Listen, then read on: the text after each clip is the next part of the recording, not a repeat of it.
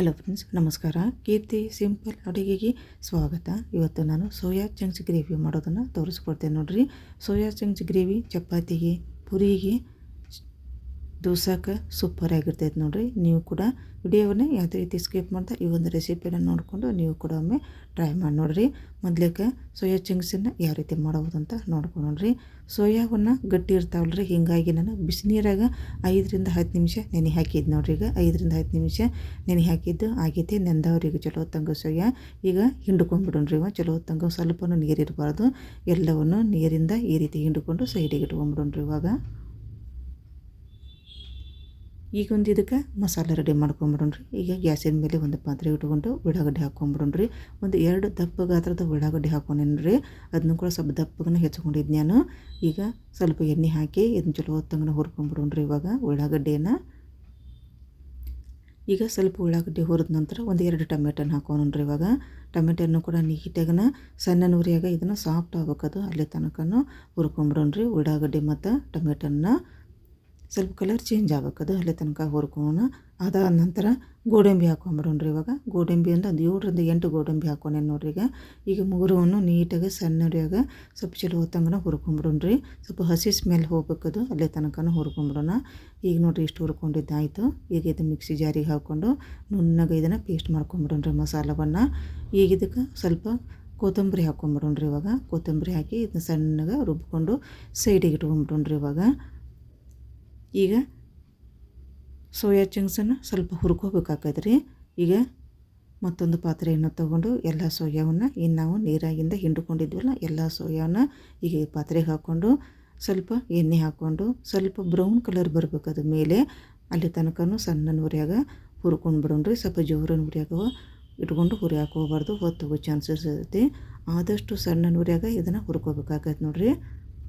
ಈ ರೀತಿ ಬಿಡ್ಲಾರ್ದಂಗನ ನೀಟಾಗಿ ಎಲ್ಲ ಕಡೆಯೂ ಹುರ್ಕೋಬೇಕಾಗೈತಿ. ಇದನ್ನ ಸ್ವಲ್ಪ ಬ್ರೌನ್ ಕಲರ್ ಬರುತ್ತಲ್ಲ ಸಾಕ್ರಿ, ಅಷ್ಟು ಹುರ್ಕೊಂಡ್ಬಿಟ್ರೆ ಸಾಕಿದ್ನ. ಈಗ ನೋಡಿರಿ ಬ್ರೌನ್ ಕಲರ್ ಬಂದಿತ್ತಲ್ಲ ಮೇಲುಗಡೆ ಇಷ್ಟು ಬಂದರೆ ಸಾಕು. ಸೈಡಿಗೆ ಇಟ್ಕೊಂಡ್ಬಿಡೋಣ ಹುರಿದಂಥ ಸೋಯಾವನ್ನು. ಈಗ ಒಗ್ಗರಣೆ ಹಾಕ್ಕೊಂಬಿಡೋಣ್ರಿ. ಗ್ಯಾಸಿನ ಮೇಲೆ ಮತ್ತೊಂದು ಪಾತ್ರೆ ಇಟ್ಕೊಂಡು ಒಂದು 3ರಿಂದ 4 ಎಣ್ಣೆ ಹಾಕ್ಕೊಂಡು ನೋಡಿ, ಚಮಚ ಎಣ್ಣೆ ಹಾಕ್ಕೊಂಡೆ ನಾನು. ಈಗ ಮಸಾಲೆ ಪದಾರ್ಥ ಹಾಕ್ಕೊಂಡನು. ಈಗ ಮಸಾಲೆ ಪದಾರ್ಥ ಜೀರಿಗೆ, ಪಲಾವ್ ಎಲೆ, ಏಲಕ್ಕಿ, ಲವಂಗ, ಚಕ್ಕೆ, ಕಲ್ಲು ಹೂವು ಮತ್ತು ಅನಾನಸ್ ಹೂವು ಎಲ್ಲವನ್ನು ಹಾಕ್ಕೊಂಬಿಡೋಣ್ರಿ. ಮಸಾಲೆ ಪದಾರ್ಥವನ್ನು ಹಾಕಿ ಚಲೋ ಹೊತ್ತಂಗೆ ಸಣ್ಣ ಉರಿಯಾಗ ಈ ಮಸಾಲೆ ಪದಾರ್ಥನ ಎಣ್ಣೆಯೊಳಗೆ ಚಲೋ ಹೊತ್ತಂಗೆ ಫ್ರೈ ಮಾಡ್ಕೋಬೇಕಾಗೈತೆ ನೋಡ್ರಿ. ಈಗ ಮಸಾಲೆ ಪದಾರ್ಥ ಫ್ರೈ ಆದ ನಂತರ ಒಂದು ಉಳ್ಳಾಗಡ್ಡಿನ ಸಣ್ಣದಾಗಿ ಹೆಚ್ಕೊಂಡಿದ್ದು ನೋಡ್ರಿ ಒಗ್ಗರಣೆಗೆ, ಅದನ್ನ ಹಾಕ್ಕೊಂಡು ನೋಡ್ರಿ. ಈಗ ಅದನ್ನ ಚಲೋ ಹೊತ್ತಂಗೆ ಫ್ರೈ ಮಾಡ್ಕೊಂಬಿಡೋಣ. ಅದಾದ ನಂತರ ಈಗ ನೋಡಿರಿ ಶುಂಠಿ ಬೆಳ್ಳುಳ್ಳಿನ ನಾನು ಸಣ್ಣ ಜಜ್ಜಿಕೊಂಡು ಇಟ್ಕೊಂಡಿದ್ನಿ, ಅದನ್ನ ಹಾಕ್ಕೊಂಡೆ. ಅದನ್ನು ಕೂಡ ಎಣ್ಣೆ ಒಳಗೆ ಚಲೋ ಹೊತ್ತಂಗೆ ಫ್ರೈ ಮಾಡ್ಕೊಂಡ್ರಿ. ಈಗ ಫ್ರೈ ಮಾಡ್ಕೊಂಡಿದ್ದು ಆಯ್ತು ನೋಡ್ರಿ.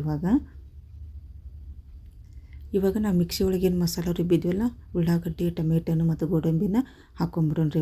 ಒಗ್ಗರಣೆಗೆ ಹಾಕಿ ಇದನ್ನು ಕೂಡ 1 ನಿಮಿಷ ಚಲೋ ಹೊತ್ತಂಗೆ ಹುರ್ಕೊಂಬಿಡೋಣ್ರಿ. ಎಣ್ಣೆ ಒಳಗೆ ಈಗ ಹುರ್ಕೊಂಡಿದ್ದು ಆಯ್ತು ನೋಡ್ರಿ. ಕೆಂಪು ಖಾರದ ಪೌಡ್ರ್ ಹಾಕ್ಕೊಂಬಿಡೋಣ್ರಿ. ಒಂದು 2 ಚಮಚ ಕೆಂಪು ಖಾರದ ಪೌಡ್ರ್ ಹಾಕ್ಕೊಂಡೆ.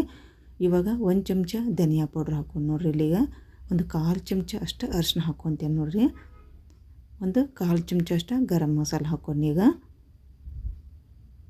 ಈಗ ಎಲ್ಲ ಹಾಕಿದ್ಮ್ಯಾಗ ನೀಟಾಗನ ನಾವು ಮಸಾಲೆ ಪದಾರ್ಥ ಹಾಕಿದ್ವಲ್ಲ ಅದನ್ನು ನೀಟಾಗಿ ಎಣ್ಣೆ ಒಳಗೆ ಫ್ರೈ ಮಾಡ್ಕೊಂಬಿಡೋಣ್ರಿ. ಇವಾಗ ಕಸೂರಿ ಮೆಂತ್ಯ ಹಾಕ್ಕೊಂಬಿಡೋಣ್ರಿ. ಸ್ವಲ್ಪ ಈ ರೀತಿ ಕೈಯಿಂದ ತಿಕ್ಕಿ ಹಾಕ್ಕೊಂಬಿಡೋಣ.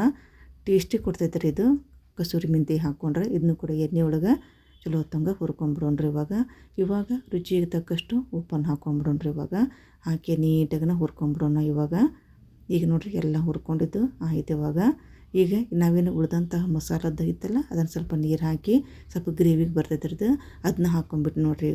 ಈಗ ನಮ್ಗೆ ಎಷ್ಟು ಗ್ರೇವಿ ಬೇಕಲ್ಲ ಅಷ್ಟು ಗ್ರೇವಿಗೆ ನೀರು ಹಾಕ್ಕೊಂಬಿಡೋಣ್ರಿ. ಇವಾಗ ನಾವೇನು ಹುರ್ಕೊಂಡು ಇಟ್ಕೊಂಡಿದ್ದಲ್ಲ ಸೋಯಾವನ್ನು ಇವಾಗ ಹಾಕ್ಕೊಂಡ್ರಿ. ಹಾಕಿ ಒಂದು ಕುದಿ ಕುದಿಸ್ಕೊಂಬಿಡೋಣ.